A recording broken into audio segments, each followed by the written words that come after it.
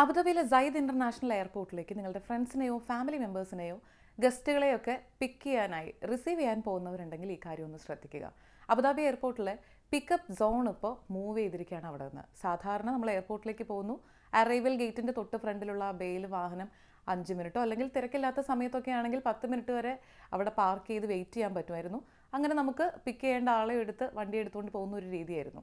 എന്നാൽ ഇപ്പോൾ നമ്മൾ എയർപോർട്ടിൻ്റെ പരിസരത്ത് എത്തുമ്പോൾ തന്നെ അറൈവലിലേക്ക് നമ്മളെ കടത്തി വിടില്ല വാഹനം. നേരെ അത് പാർക്കിംഗ് ഏരിയയിലേക്കാണ് ഡൈവേർട്ട് ചെയ്ത് വിടുക. പാർക്കിംഗ് ഏരിയയിൽ ആദ്യത്തെ 15 മിനിറ്റ് നമുക്ക് ഫ്രീ ആയിട്ട് പാർക്ക് ചെയ്യാം. ഈ ഒരു സമയത്തിനുള്ളിൽ നമുക്ക് പിക്ക് ചെയ്യേണ്ട ആൾ വന്ന് വാഹനത്തിൽ കയറുകയാണെങ്കിൽ കുഴപ്പമില്ല, അല്ലെങ്കിൽ സ്റ്റാൻഡേർഡ് പാർക്കിംഗ് ഫീസ് നമ്മൾ കൊടുക്കേണ്ടി വരും. അപ്പോൾ ആദ്യമായിട്ടൊക്കെ വരുന്ന ആളുകളാണെങ്കിൽ ഈ പാർക്കിംഗ് ഏരിയയിലേക്ക് വരാൻ പറഞ്ഞാൽ ചിലപ്പോൾ അവർക്ക് മനസ്സിലായിക്കൊള്ളണമെന്നില്ല.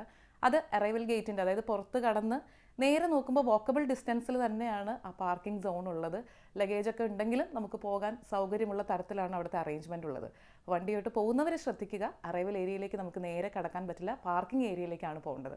ഡ്രോപ്പ് ചെയ്യുന്ന കാര്യത്തിൽ മാറ്റമൊന്നും വന്നിട്ടില്ല. ഡിപ്പാച്ചർ ഏരിയയിൽ നമുക്ക് നേരെ ചെന്ന് ആളുകളെ ഡ്രോപ്പ് ചെയ്ത് വാഹനമായിട്ട് കടന്നു പോകാം.